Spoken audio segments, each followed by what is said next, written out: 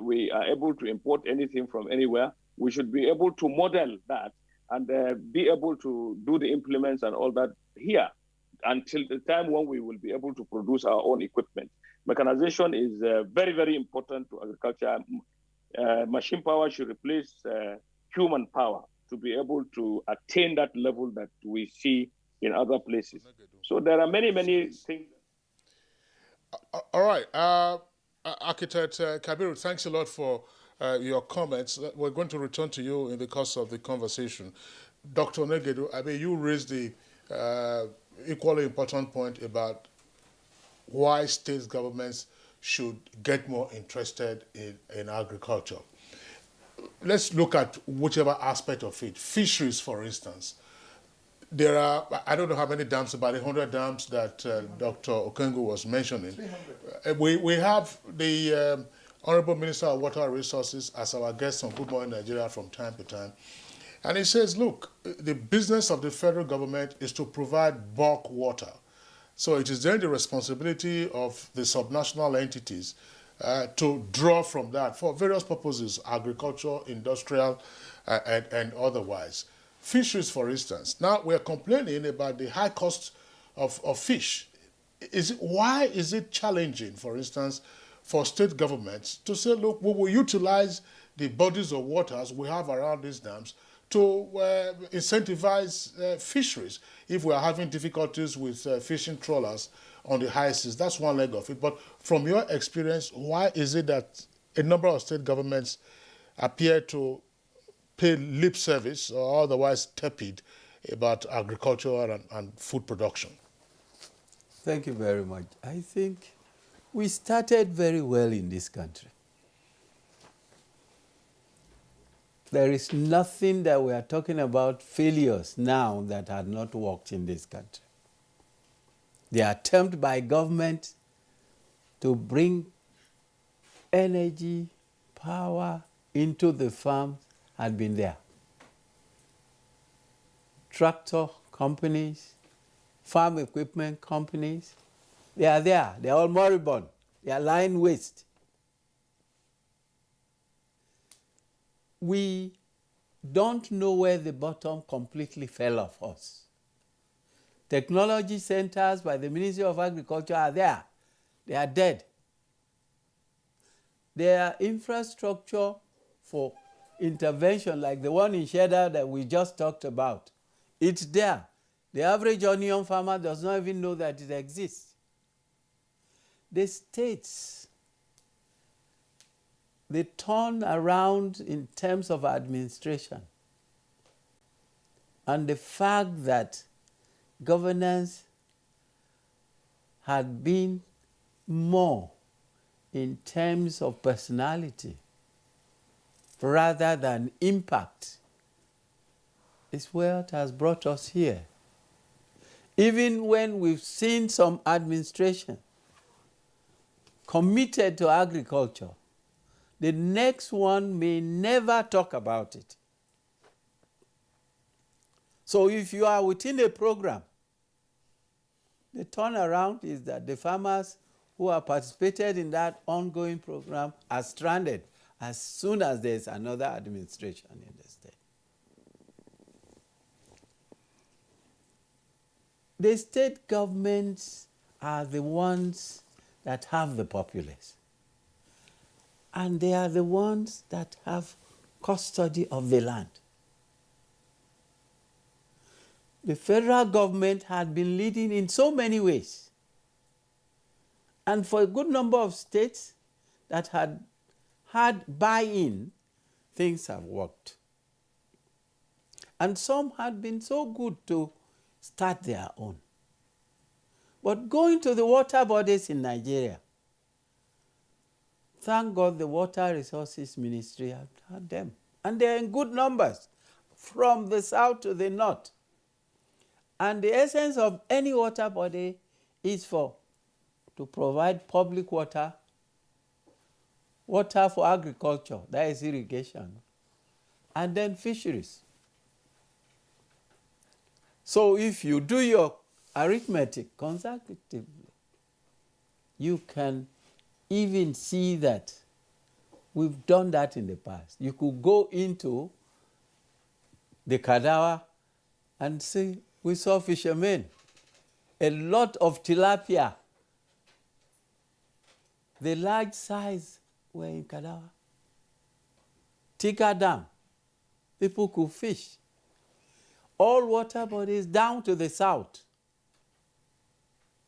were being seeded with fingerlings. And people could harvest from what we call the wild in those dams. Why is it that the average Nigerian has refused to get involved and we are more interested in picking from the street? It will not happen. The sense of productivity that had existed before, it's gone. That people are seeing the source of productivity there, and people are sitting and folding their arms. And we've not been encouraged. If you say you're empowering a youth, is it to make them politicians? It is to make them productive Nigerians. So if we make youth productive Nigerians, those things lying around carelessly, the tractors, the abandoned dams, the culture of productivity will return, so that we won't be crying over this spilled milk, because you don't pick them. But to rejig yourself, your system, that we have what it takes to become a country that is self-sufficient. If you go to the airport here, on an average day,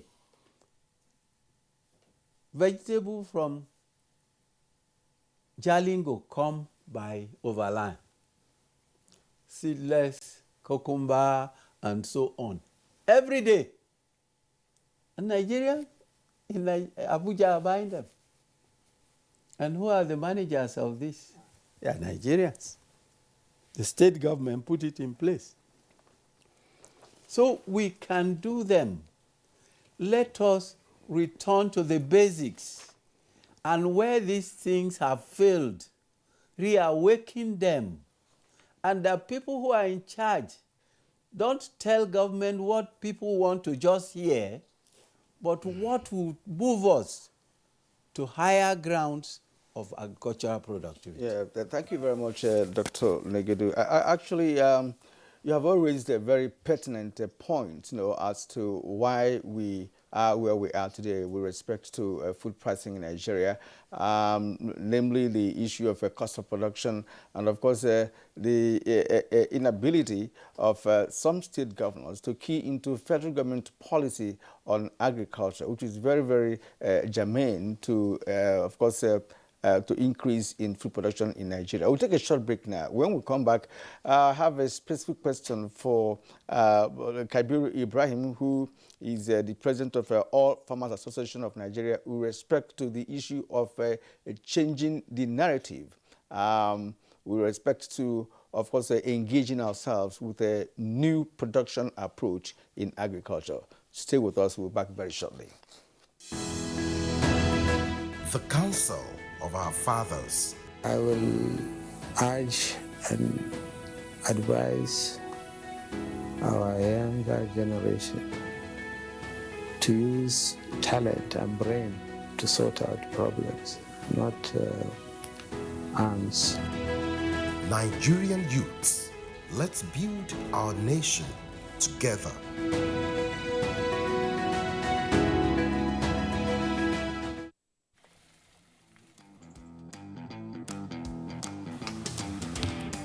Guess what? What? I scored a hat trick today. Cool! Wow! And how did you celebrate? Just do your hands like this. And hold your nose like this? Body odor is caused by germs. That's why you need the new improved Dettol Cool Soap, which protects against 99.9% odor-causing germs with an extra burst of menthol freshness. Dettol, be 100% sure. Nigerian youths are about the greatest asset the country has at the moment. It is therefore not surprising that the administration of President Muhammadu Buhari is strategically responding to the yearnings of the youth through multiple projects and programs. Youth entrepreneurship support years by Bank of Industry, the Youth Investment Fund by the CBN, and several other conditional cash transfer programs. Recruitment of 774,000 social workers, majority of whom are youths, and so many other projects that are beneficial to youths directly or indirectly. If the administration can do all this, definitely with a degree of patience and time, it can achieve more. Nigerian youths must come together to say no to terrorism, no to vandalism, and no to all disruptive tendencies. Hashtag Youth for Greater Nigeria. Pacifying the youths, unifying the nation. It's the dawn of a new era on NTA's flagship program, the Sports Parliament, revitalized with lots of varieties, including feedback responses from viewers.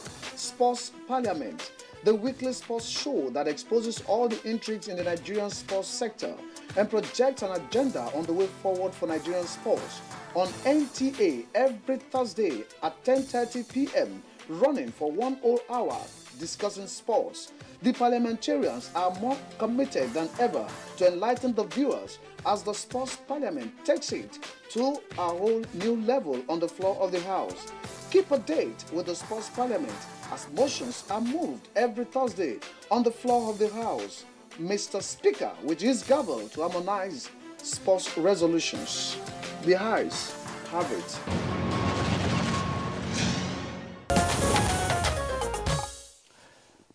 Yes, you're welcome back. Architect Kabiru Ibrahim, I'd like you to speak on the issue of changing the course of history of production method in Nigeria. Dr. Kengu talked about the greenhouse method. Are your members prepared to adopt new methodologies in approaching farming in the country? Oh, definitely. The greenhouses, or the concept of greenhouse is all over. So many people are embarking on it. In fact, recently on NTA, you showed Malam Alu Farms in Jigawa. He's a very good member of AFAN, and he's got greenhouses where he produces vegetables. And many other small farmers are also taking into it. There are many ways we can keep agriculture on the front burner, by walking the talk. As I said, it is quite possible to encourage people to do agriculture there around. There is also another concept. We can also do vertical farming. That is, because of this insecurity and all that, we should be able to even work in the urban areas to produce food, especially vegetables, that they climb. We can do it vertically. And of course, mechanization. There are many people that should be encouraged to produce, even local implements that have got a lot of mechanical advantage. There are many people who are selling these things. Like I do zero grazing with my cattle on the farm, and I have so many implements that I buy from the local fabricators that will mince corn stalk, corn cobs, and all that. And I compound my own feed, and my cattle are safe. I am keeping them in one place. And there are many improvisations also in feed for poultry and all that we are doing. So it's a matter of getting focused and treating agriculture as a business. And many improvisations are possible. In fact, the whole world got to where it is, and all those people with success stories got to where they are because they are focused in what to do to improve the production. In Nigeria, we can do the same. A number of our graduates now live in school, have no other jobs. So, and the incentive that the government is giving, and the fact that agriculture is now in the front burner should encourage them to embrace agriculture and do it with gusto. And a lot of innovation and improvisation should come in, and good science and technology is also there. And in AFAN, we are even encouraging people to embrace biotechnology, because it's the fastest way of even getting out of poverty, and we can maximize our food production. And then good science has shown that there is even no nexus between disease and GM. So a lot of these things are happening. And then again, there is something that is very, very good that we are doing now. We just signed an MOA, a memorandum of agreement with Afrideco. We are trying to generate a data of all the farmers in Nigeria, looking at all of the tendencies and competencies. And we are going to do it for free. AFAN is doing it for free because there is the money that is provided by the World Bank. $433 million is sitting there for NIMSI to capture about 150 million people in Nigeria, including farmers. Okay. And this will come free to AFAN. So a lot of things will be done to make sure that Nigeria is self-sufficient and we are able to play in AFTA. All right. Thank you very much, Architect Kabiru. Back to the studios here in Abuja. Dr. Emeka Okengo.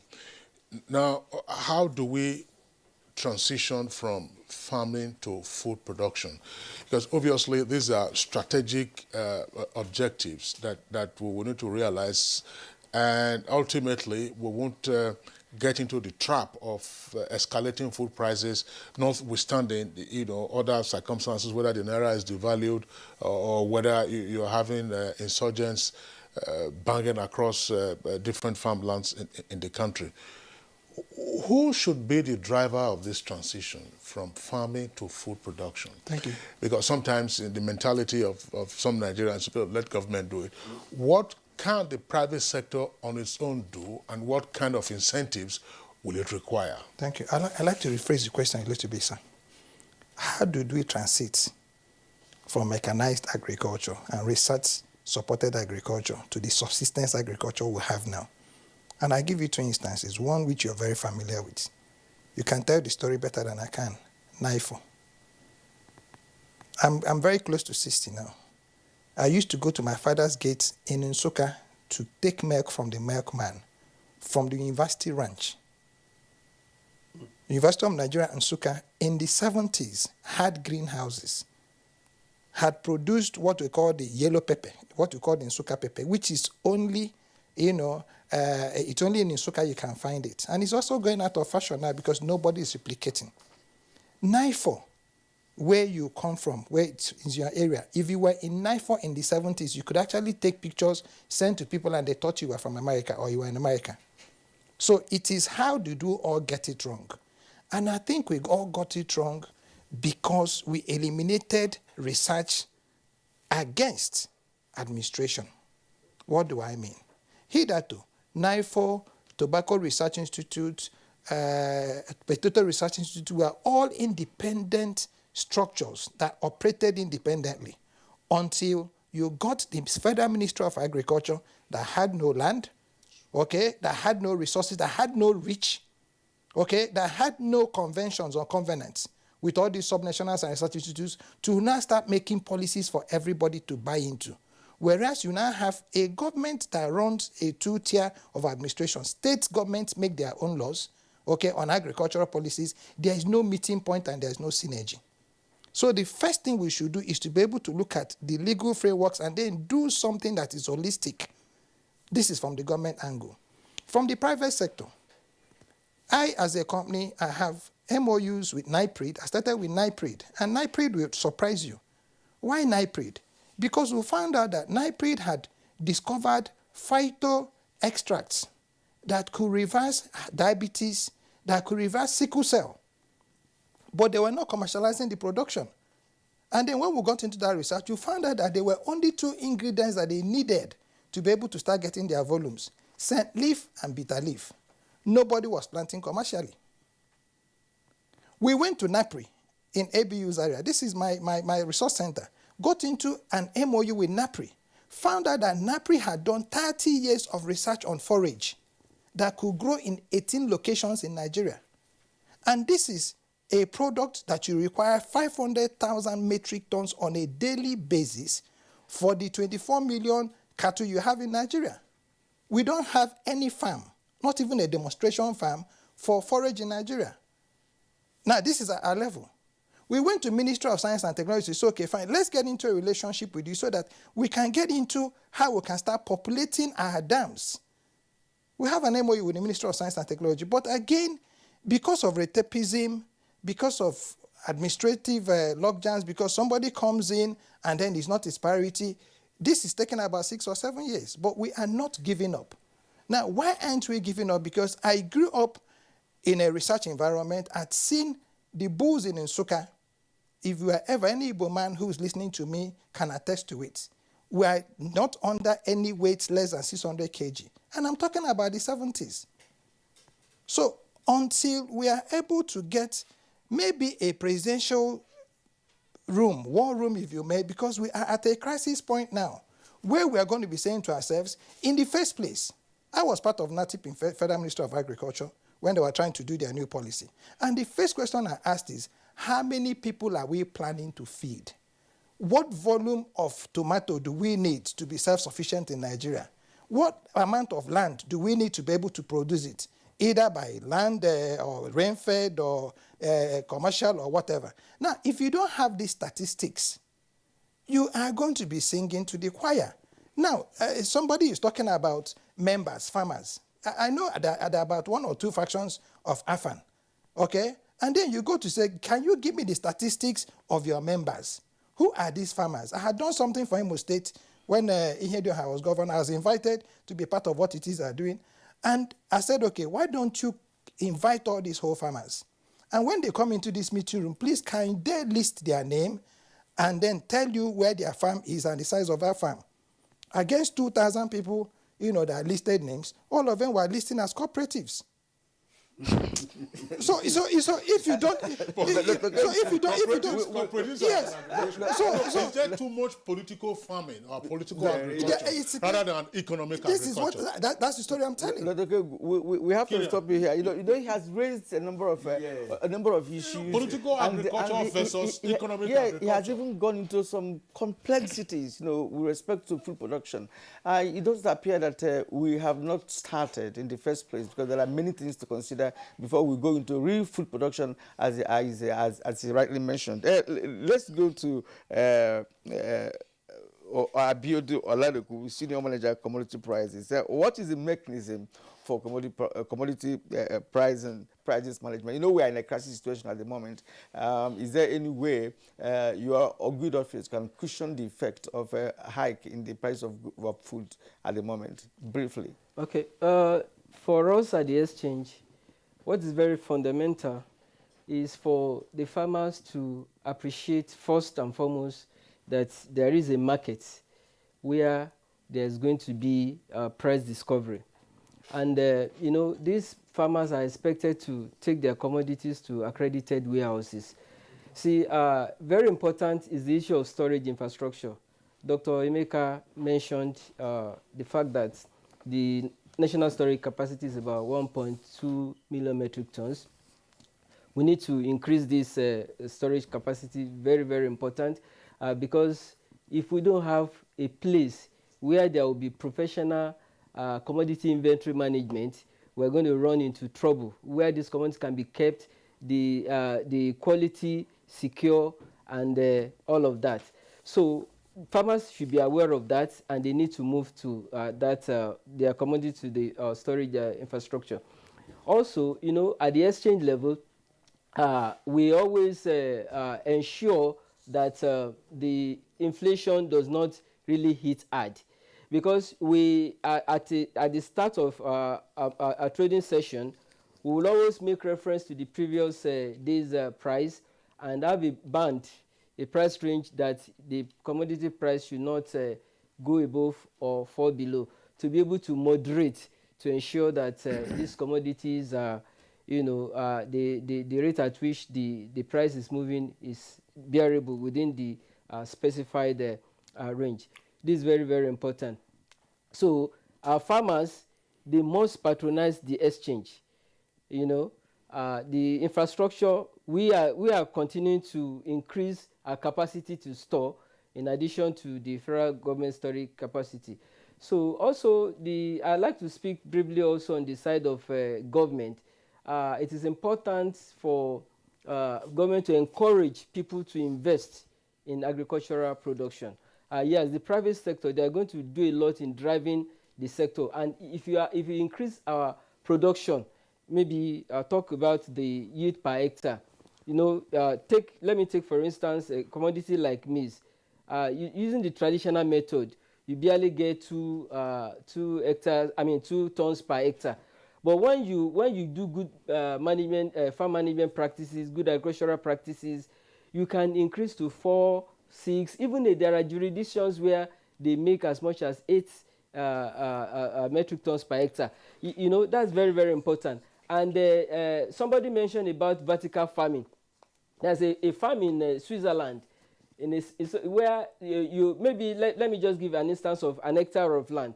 You can have layers like a multiple story building, and all the structure is just meant for farming alone, and it's not just, it's vertical in all the levels, all the layers.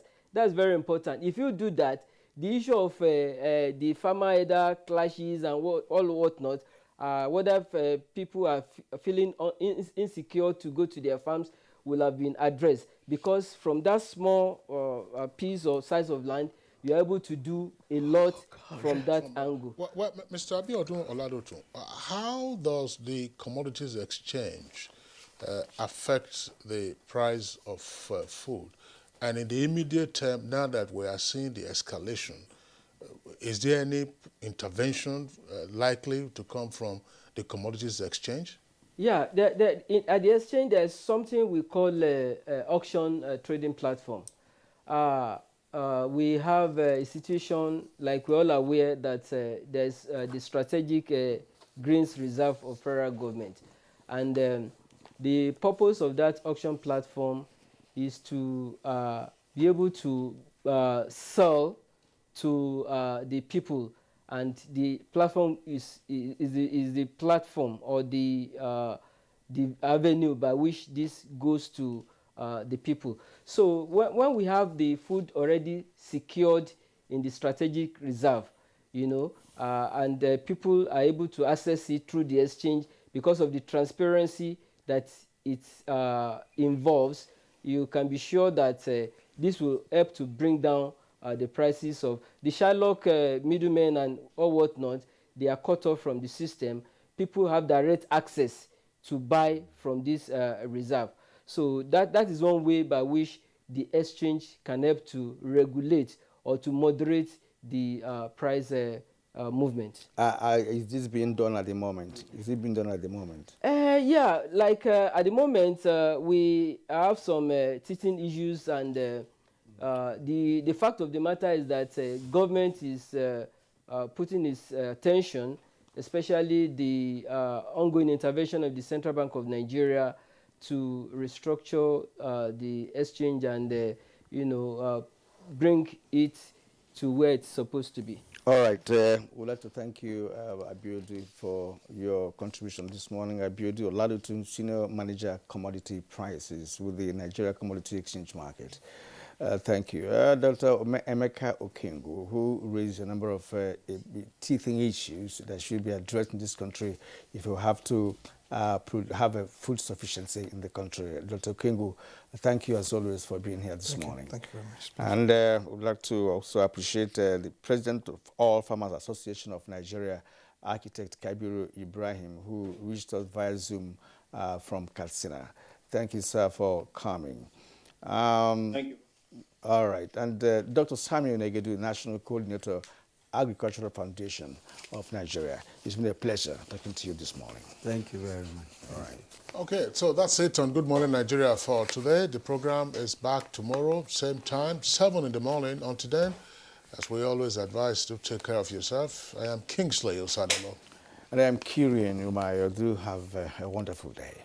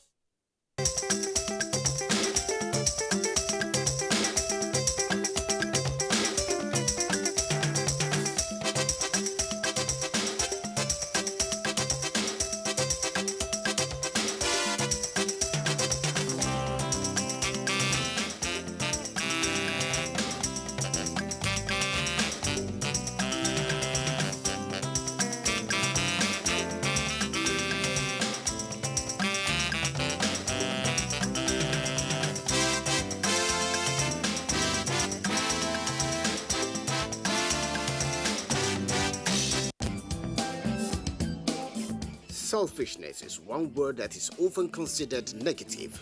True. But do you know that there are moments when the same word is not only considered positive, but actually encouraged to be used? Yes, it is true. Find out how and when selfishness is acceptable from our delectable, bold, and very vocal ladies, only on Conversations.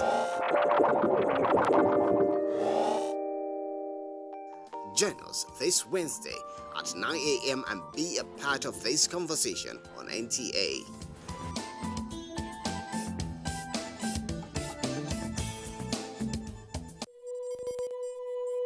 The struggle for independence had been a long and tough one. Our founding fathers and compatriots sacrificed their comfort and even shed their blood. We cannot at this point in history afford to spirit away their sacrifices for immediate but temporary gains of today. Let us emphasize what unites and not what divides us. Working for the unity of purpose with a stronger vision for a better tomorrow. NTA, growing with the nation.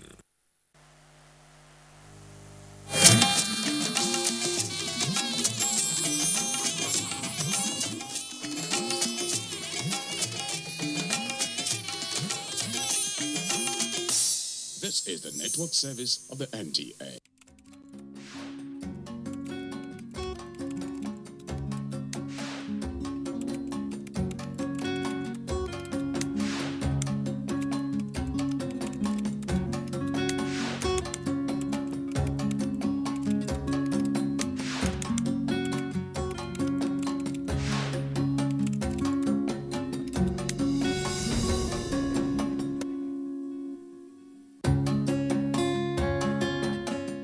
Hello and welcome to Thoughts for the Week. I'm Cordelia Obey, and the idea is to talk about things we usually would talk about. This time using proverbs, wise sayings, fables, you call them any name from around the world. And what are we looking at today? We are looking at being faithful to our friends. Welcome. Now, I have a story to share. It's a fable because I have some animals in it.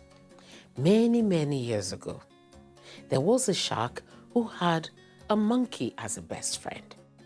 Every time the shark would swim to the island where this monkey was, and they'll be happy together.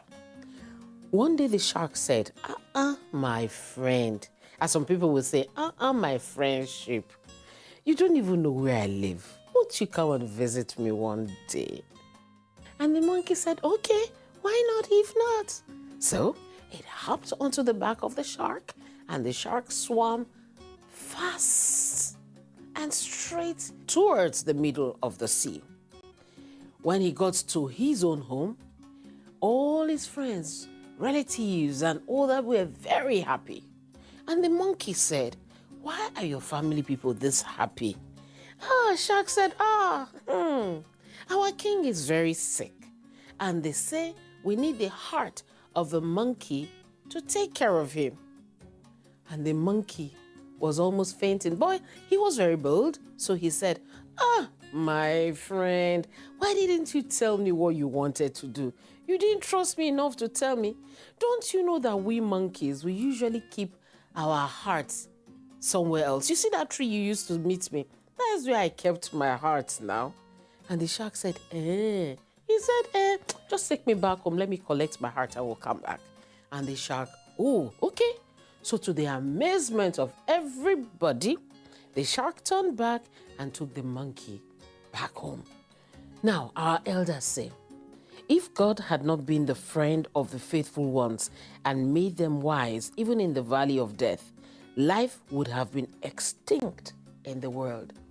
So, our monkey got home, got up to the tree, and told the shark that, you are a bad friend. Who told you? My heart is here with me. But thank God I escaped from you.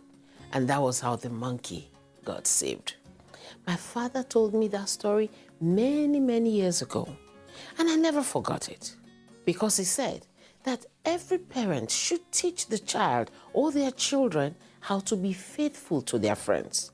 When you are faithful to your friends, somehow, when they try to plot evil or anything bad against you, somehow you have a means of escaping.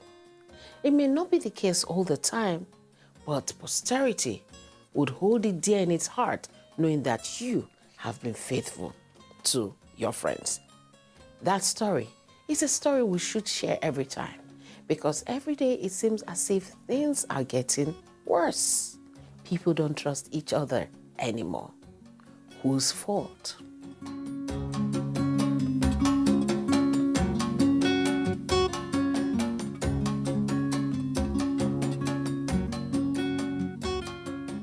Now, for our thoughts for the week. Are you a good friend?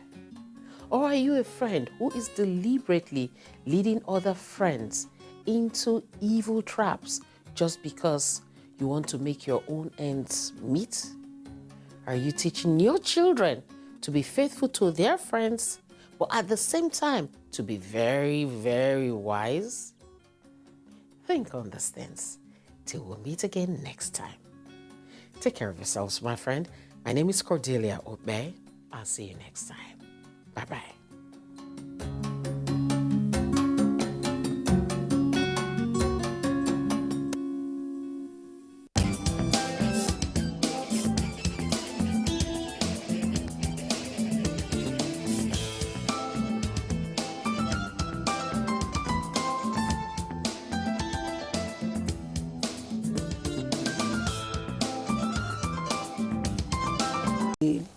Before I